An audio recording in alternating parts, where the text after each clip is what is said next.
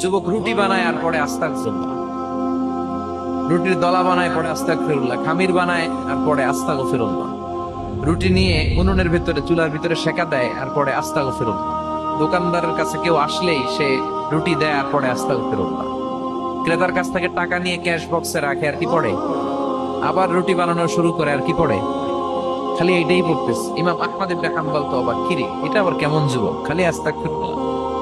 উনি প্রশ্ন করলেন, যুবক ঘটনা কি? আসার পর থেকেই তোমার দেখতেছি তুমি রুটি বানাও, রুটি বিক্রি করো আর পড়ো আস্তাগফিরুল্লাহ, আলাকা ইয়া শাবাব। যুবক বলে, আস্তাগফিরুল্লাহ আমার সবচেয়ে বেশি পছন্দের আমল, আমি সব সময় আঠার মতো ইস্তেগফারের সাথে লেগে থাকি আর সব সময় পড়তে থাকি আস্তাগফিরুল্লাহ, আর এর বদৌলতে আল্লাহ আমারে মুস্তাজাবুদ দাওয়া বানিয়ে দিয়েছে। আহমদ ইবনে হাম্বল তো অবাক, এটা মুস্তাজাবুদ দাওয়া, তুমি মুস্তাজাবুদ দাওয়া রুটিওয়ালা? আমি এত বছর হাদিস পড়াই, আমি তো মুস্তাজাবুদ দাওয়া না, আর তুমি রুটি বেচো বাজারে, তুমি মুস্তাজাবুদ দাওয়া, তুমি দোয়া করলে সব কবুল হয়ে যায়?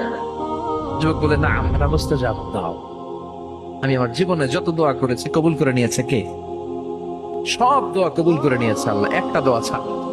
কয়টা?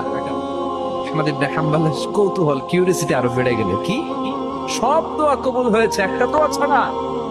মাযালিকা দোয়া ইয়া শাব, কি সেই দোয়া? যুবক এবার বলতে শুরু করলো, আমার জীবনে যে দোয়াটা আল্লাহ কবুল করে নাই সেটা হচ্ছে, আমি আল্লাহর কাছে অনেক চেয়েছি, অনেক দোয়া করেছে, যে আল্লাহ শুনেছি এই জামানার সবচেয়ে বড় মুহাদ্দিস, তার নাম নাকি ইমাম আহমদ ইবনে হাম্বল। আল্লাহ তোমার কাছে আমার চাওয়া, আমি যেন এই ইমাম আহমদ ইবনে হাম্বলের দেখে মরতে পারি, আমি যেন ইমাম আহমদ ইবনে হাম্বলের হাতে হাত রেখে মুসাফা করতে পারি আর তার কপালে একটা চুমু এঁকে দিতে পারি।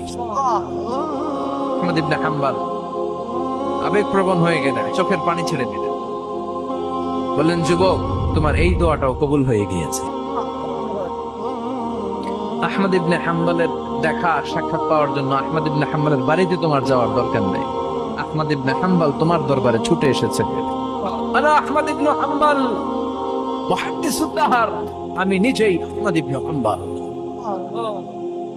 যুবক চোখের পানি ছেড়ে দেয়, আহমদ ইবনে হাম্বল চোখের পানি ছেড়ে দেয়।